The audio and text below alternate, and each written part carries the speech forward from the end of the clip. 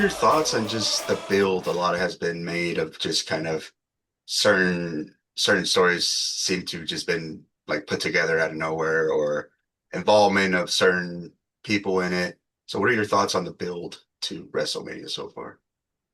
The build for WrestleMania has been pretty interesting because they've been building a couple stories, a couple feuds for months now. And we can only guess if that storyline is going to be that match is going to be on the WrestleMania card.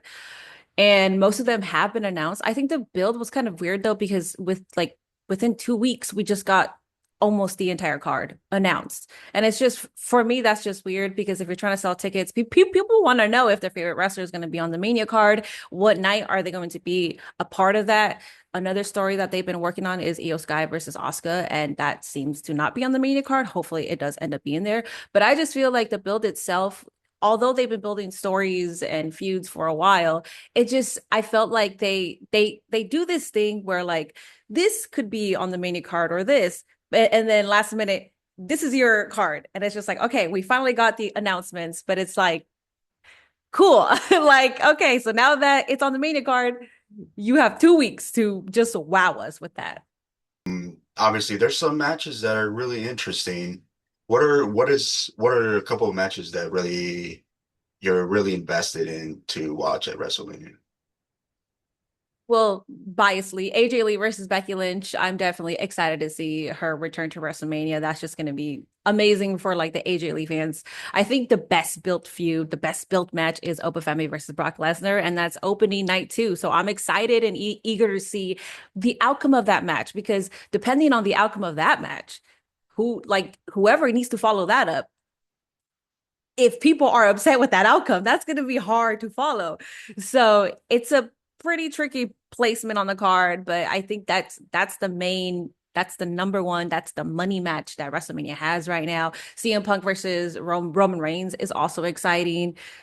After the last promo that we heard with CM Punk, it just feels like we're really gonna get like a fight. Like this is gonna be a brawl, and then we might have something at the end that ends up being cool. Cody and Randy, I mean, it is what it is. Pat McAfee's on the graphic too, so I'm not going to discount it. I think there's might be still room for more people to join that story. So those are pretty much the three matches that I'm excited for, and I'm also excited for the women's tag also. Yeah, I was gonna say that the women's tag team could be really fun with all the different personalities involved. And the other one for me is the Intercontinental match, the ladder Yeah. match. I think that'll be like really some really good spots with the incredible wrestlers that are in that match. And Yeah, then Devon I'm Evans. hoping I'm hoping the Oba Femi and Brock Lesnar lives up to what it's being built to because I'm excited about it, but I'm also worried about the direction they end up going with. So that's my only concern. Yeah. Yeah, speaking of the match, I always thought that it should have been a squash match. Obafemi should squash Brock Lesnar, but that's what we've been seeing every single week. And now I'm like, wait, that shouldn't be a squash match. You have to give this match some time. And yeah, it's just now we're worried about, because we're so excited. Now we're worried about how's the match going to go, who's going to go over. Because I personally think Obafemi should absolutely go over, but we don't know. I don't know. Exactly. What I on a scale of 1 to 10, where's your excitement level right now as we head to WrestleMania 42? I'm trying to discount Vegas because my level of excitement for Vegas is is separated. I for the actual WrestleMania, I think I want to give it a 6. That yeah, but because it is in Vegas and my friends are going to be there, and I'm really excited to just go to Vegas, it would be an 8. But just because of WrestleMania, I would put it a 6. Yeah, that makes sense. Obviously, like it's great that it's in a city like Las Vegas, but it how do you up the ante after last year? It's the same city again, Mhm. and and then also maybe for some people the card isn't exactly what they wanted it to be. Maybe for some people they're excited for certain matches. Yeah. Um, what when it comes to WrestleMania, you think about the WrestleMania moments. What are your top three favorite WrestleMania moments that you can always like think about? It's like, oh yes, that those are it. Okay, well, I'm gonna go with the legendary WrestleMania 25 Shawn Michaels entrance. I mean, I think that's just if it's not on everybody's list, I mean, it's just spectacular.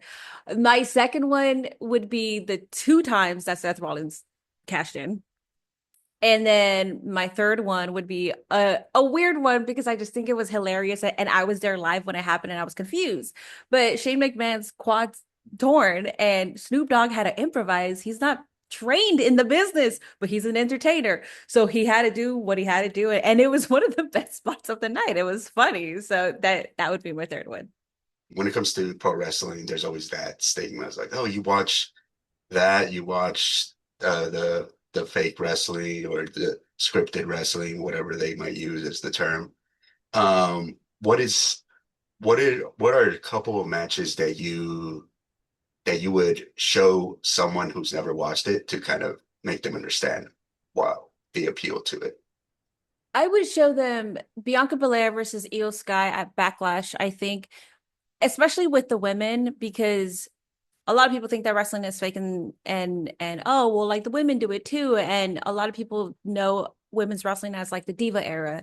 A lot of them who watched back then just recognize them as divas, and I think that match just with the athleticism, the crowd, the two talented women in it, I think that's the perfect match to just show anybody that this is women's wrestling and wrestling is very much real. So I think I would show that one. And then another match, I Endgame 40. Yeah, yeah, Endgame 40 because you have a match and you can see just like any show, just like any movie, just like any book, you see the buildup. You see these two characters, you see these two wrestlers, it builds up, and then you have these epic legendary returns out of nowhere and you see the excitement of the crowd and I think that's cool. And if you think wrestling is fake, like it's get in the ring, get in the ring, Tom Brady. Like it's like you want to shoot on it. Okay, well get in the ring and see how fake it is. What is your favorite WrestleMania of all time? My favorite WrestleMania of all time. I don't necessarily know if I have a favorite because the only one that's coming to mind is 31 because I was the biggest Seth Rollins mark. And like you said, that epic RKO and then the ending where he cashed in. That's the only WrestleMania that I like do go back and watch on a on like a yearly basis at least. That's the one that's coming to mind. I know that there are better WrestleManias, but when it comes to a lot of the WrestleManias, I go back and watch moments and matches. Now, I'm right there with you. 31's my favorite too. You have that Seth Rollins Randy match. You for all that was made of the ending to the Sting Triple H match. I still enjoy the match because of the nostalgia of you getting all these legends coming out to help Sting, to help out Triple H. And then I believe you also had the Intercontinental ladder match as well, and that was a good match. And then obviously the ending, which a lot of people thought the Roman Brock match wasn't going to be very good, but it's actually pretty good, even up to the point before Seth catches in, and then obviously it takes life of its own. Yeah, I was one of those people. I didn't think Brock versus Roman was going to be good at all. And I was very much surprised. I was excited when it became a triple threat. I was more than excited. I was like, I was locked in already, but now this just elevated it. Yeah. Yeah, and then I think another one for me is 39 because you had the first Cody Roman match, and I love Charlotte versus Rhea Yeah, in that's 39. It's like one of my favorite matches of like recent years. And there's like other good matches in that card as well. So like 31 and 39, I kind of like go back and forth. Um, what what is the one mania that you're never gonna watch again? I will say this Mania because I wasn't even watching WWE. I gave up on WWE. I was so tired of it. I'll say the 2019 Mania. I don't even know if it's good or not. I just did. I was disinterested with the product. I was like, I'm not watching this. So I'll say that one. Like back in the day, I'm not sure like how you remember growing up, but like back in the day, you didn't really hear about a lot about what exactly pro wrestling was. You just kind of like watch and accept it for what it was. Mhm. But nowadays with Unreal and obviously the interviews that you see with Chris Van Vliet and other like podcasters, you kind of see more of the behind the scenes. Yeah. How do you feel about just that progress to kind of get more of the other people to accept the industry? How do you feel about that? I think it's a genius strategy for the WWE because WWE Unreal being on Netflix, it's a documentary.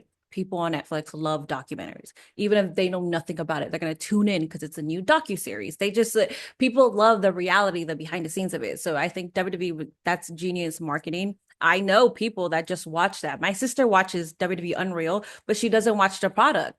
But she's like tuned in. She'll be texting me. She's like, "Oh, I didn't know this. I didn't know that this is." And I've always explained to her what wrestling is, but she's also of the mindset of like, well, it's fake. I don't get them, whatever. So I think it's genius marketing. I love the transparency with wrestlers, especially during like the Chris Van Vliet interviews. I love that there's an outlet for them outside of the WWE product where they show their characters. I love that they can be open and show who they really are because that's just going to generate another fan base for them. Bronson Reed is a perfect example of that. You know, he was talking about the music he likes, and I was like, oh, I like that music too. I've always been a Bronson Reed fan, but I know that other people gravitated towards him. And also Raquel Rodriguez is another one. She was very open and vulnerable during that interview, and that brought her a whole new fan base. So yeah, I'm all for if it benefits the business, then I'm okay with it. And then just my final question, how do you think we're gonna feel after WrestleMania 42? I don't know. I my immediate thing is like disappointed. That's my immediate response here. I I would say we would be maybe I'll just say we will be hopeful. No matter the outcome, I think we'll be hopeful for the product. Awesome. No, like I'm right there with you. I'm like trying to stay hopeful.